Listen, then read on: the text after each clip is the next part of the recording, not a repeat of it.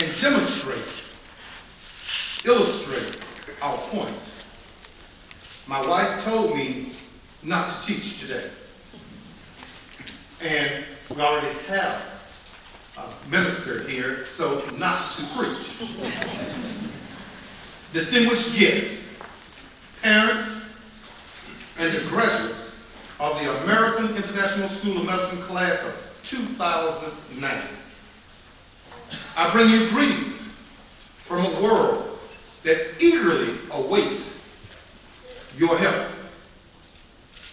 The world needs new leaders who are not afraid to help the poor, the disenfranchised, the elderly, and the craft of new medical research. Yes, after all those days and nights you have spent at a desk, from pre-K to medical school, thinking, listening, writing, reading. It comes down to this. It wasn't so much about what you learned, it was about completing the task, making sure you could pass the test. All of you have been given a test. Early in your life, you were given a test, an IQ test, developed by Dr. Alfred Binet. This concept of differentiated learning, schooling, was introduced in 1910 because of the recognition of the difference among children as to aptitudes, interests, and economic resources. Yes, based on those results, your parents, your friends determined that each and every one of you had the ability to complete medical school and become a doctor. And you accepted the challenge. And today, we are so proud of you. Today, June 6, 2009, is a defining moment in history. You have accomplished what only 9% of all college graduates in the world accomplish in their life. You owe a tremendous amount of gratitude to the people who sacrificed for you to reach this day. They made sure bills were paid, ran errands, and kept the family unit together while you were away. But it's now time for you to move to the next level. Your day is today. When you first started on this journey, there were no iPods, YouTube, Facebook, MySpace, or even Facebook. We didn't have the fast, high-speed internet.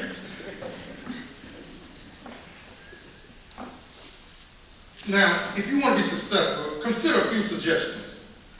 I remember Mahatma Gandhi said, be the change you want to see in the world. Your life is ready to start. You have arrived at a road and it will divide into two roads. And sorry, even though you're great, you cannot travel both roads. Somewhere ages and ages you will remember that I had to make a sacrifice, cried, and almost gave up, but held on to my dream to be a doctor.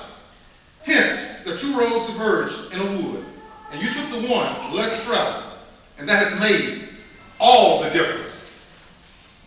That was written by Robert Frost. The road not taken. I challenge you to take the road not taken, because with modern technology and the C-SPANs and the video photography images and the nuclear medicine, you will change the world. The secrets of success in life are simple, but keep these in mind also.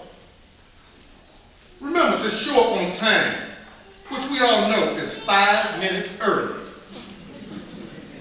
Make friends wherever you go. You never know where your car might break down. I'll tell you something else. Flattery works. It shouldn't, but it does.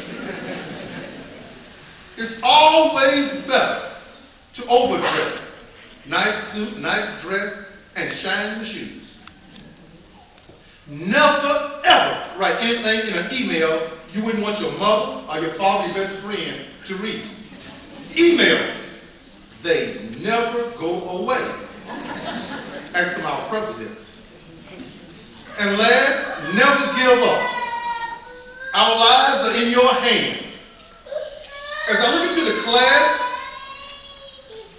of American International Students of Medical School College, class of 2009, I am reminded of a young doctor by the name of Ben Carson, a young African American who was poor and the son of a single parent, living in a northern inner city, Detroit, Michigan.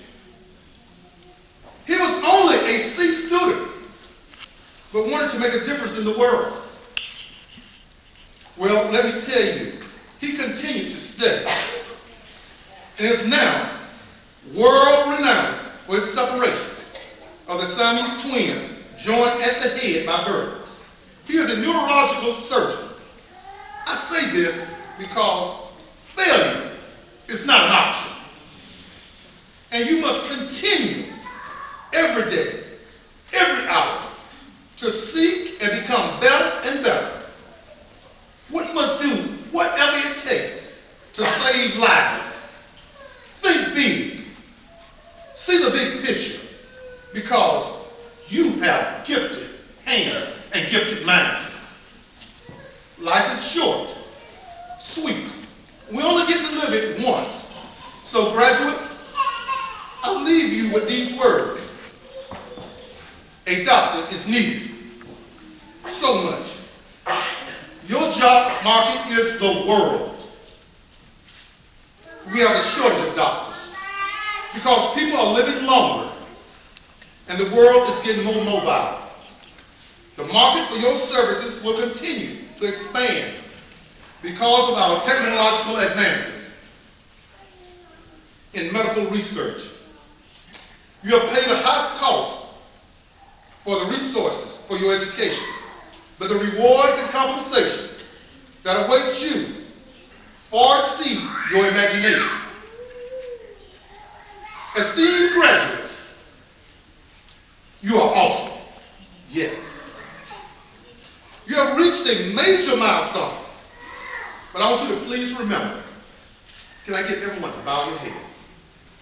God grant these graduates the serenity to accept the things they cannot change, courage to change the things they can, and wisdom to know the difference. Living one day at a time, enjoying one moment at a time, accepting hardships as they pathway to peace, taking, as he did, this sinful world as it is, not as they would have it, trusting that he will make all things right if they surrender to his will, that they may be reasonably happy in this life and supremely happy with him. Thank you. Will the audience now please stand? Not the graduates. Will the audience please stand?